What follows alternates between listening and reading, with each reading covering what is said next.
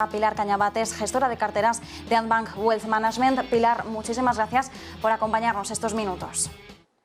Buenas tardes.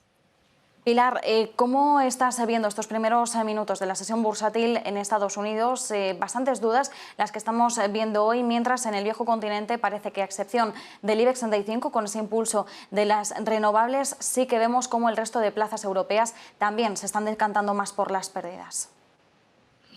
Bueno, sí es verdad que pese a que sean pérdidas, son sesiones algo más tranquilas o al menos más normales que tras las que hemos visto desde el comienzo de la guerra, ¿no? Por lo tanto, es normal, hay días más al alza y más a la baja y bueno, el mercado tiene que tener finalmente una tendencia de fondo. Esta tendencia de fondo la veremos pues principalmente por dos motivos. Una que vendrá dada de la guerra de Ucrania, de las posibles sanciones o, en otro caso, de los posibles avances entre Rusia y la misma Ucrania. Aquí poco de qué decir porque al final no tenemos una visibilidad muy extensa. Sin embargo, por la parte de los datos macro y por la parte también de los resultados empresariales que comienzan ya la semana que viene en Estados Unidos, sí que podremos obtener más visibilidad de esa tendencia a largo plazo que pueda tener el mercado. Días como hoy es normal que los haya, simplemente hay que tener en cuenta, pues bueno, hacia qué dirección vamos.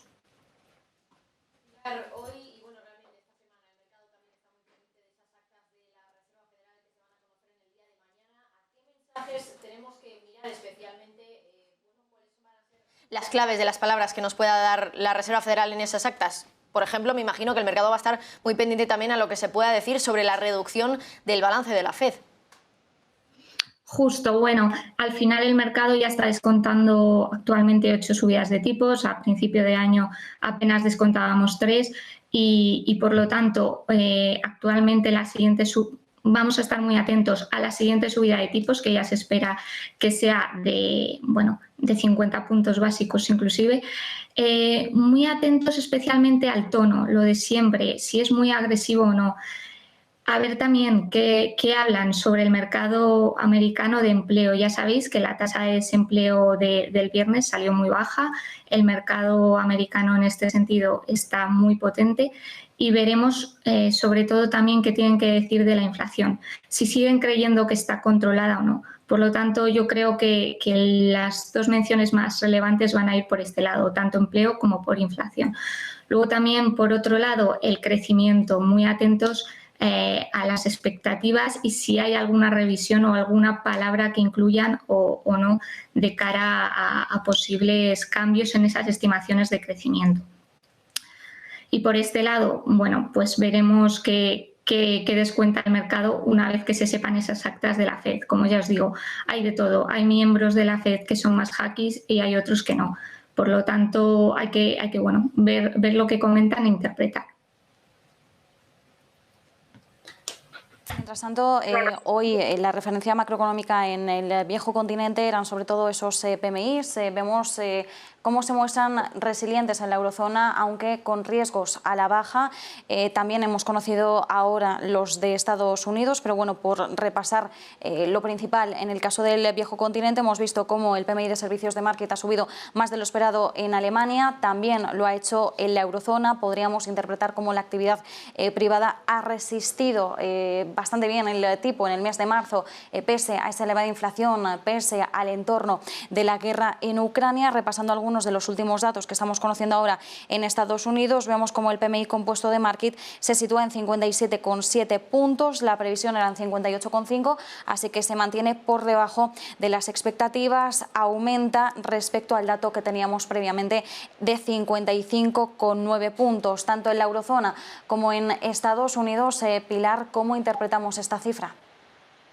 Bueno, pues por la parte europea, para empezar, los PMIs, como siempre, hay que ir más allá y no ver solo el dato agregado, sino el desglose. En Europa, la parte de PMIs de servicios Pues bien, han sido muy positivos, especialmente en la parte de empleo, que ha sido muy fuerte, la parte de precios también, pero sin embargo la parte de órdenes, especialmente de órdenes externas, o sea, más hablando de exportaciones, sí que no ha sido tan resiliente, y respecto a los datos anteriores veíamos como ciertas caídas.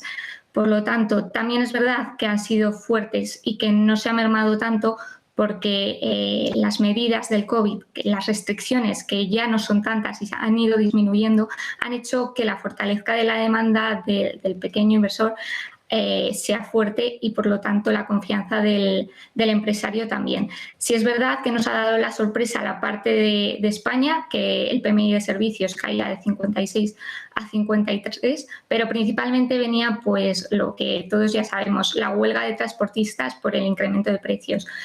Muy atentos de cara a los próximos meses a ese componente de precios que tienen los PMIs, porque en caso de que continúe habiendo caídas es donde vamos a ver bastante mermado el índice compuesto del PMI. Esto por el lado europeo. Y por el lado americano, bueno, la verdad es que el desglose no he llegado a verlo en completo, pero sí es verdad que el número, bueno, la cifra es muy potente, y al final son países muy diferentes y que están en una sintonía muy diferentes, por lo tanto no es comparable. Como ya sabemos, el empleo en Estados Unidos es fuerte, el consumo es fuerte, por lo tanto la confianza del empresario también va a ser fuerte.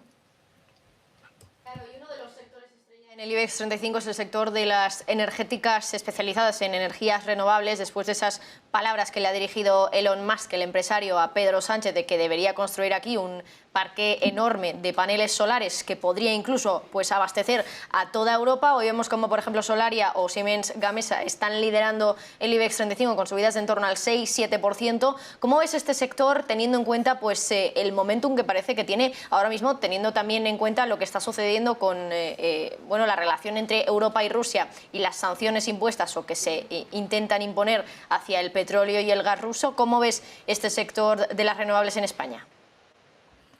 Bueno, el sector de las renovables al final, preguerra, ya era muy positivo el entorno, todo el plan del Next Generation que se ha invertido respecto a las energías renovables ya estaba en auge y ya íbamos hacia ese camino. Pero se ha dado una vuelta de tuerca más con la guerra de Ucrania-Rusia, y sobre todo con los comentarios, por ejemplo, de Putin del jueves, que comentaba que en caso de no pagar el gas con rublos rusos, pues habría un corte del suministro.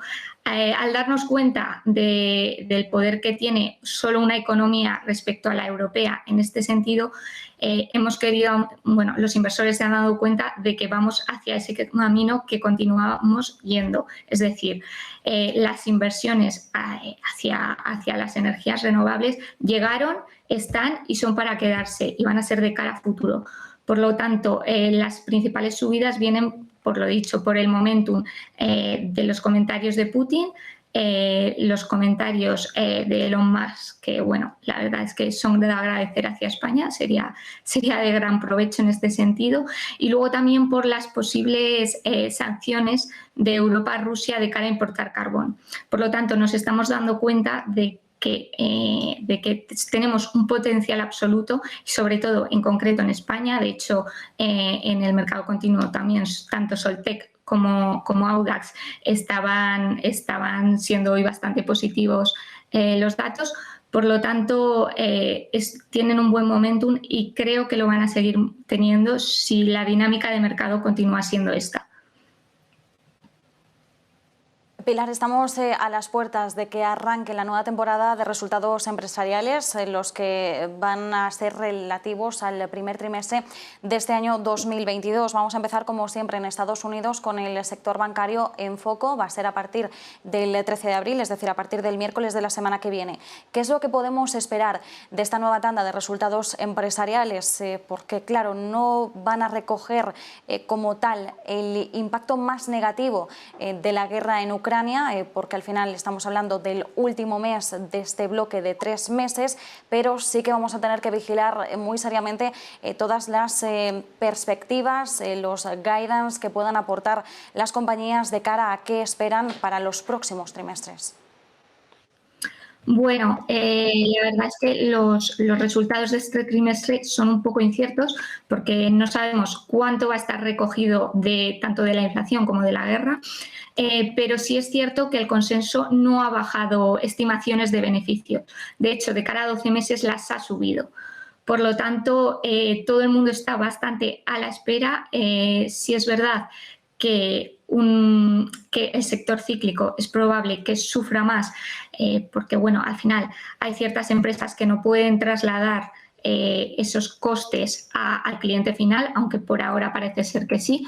Entonces, muy atentos al guidance que dan las compañías respecto a los trimestres posteriores, que es donde va a estar la clave de este año, yo creo. Como os digo, el consenso de cara a los próximos meses ha sido positivo, pero todavía hasta que no sepamos hacia dónde vamos ni cómo ha impactado realmente a los costes de las compañías y si en general se ha traducido a los precios, no podremos tener una opinión definitiva. Sí es cierto que por sectores, pues bueno, en entornos de inflación y de crecimiento se suelen comportar mejor los cíclicos frente a defensivos. Y si vemos que esa inflación continúa al alza, pero que el crecimiento se estanca, vemos una rotación hacia defensivos, que es los sectores que, por norma general, se suelen comportar mejor y suelen tener mejores beneficios. Muchas gracias, Pilar Cañabate. Nos quedamos, por tanto, pendientes del guidance que pueden aportar las empresas. Recordamos, la semana que viene tenemos ya el pistoletazo de salida a esa temporada de resultados empresariales. Muchísimas gracias. Gracias a vosotras.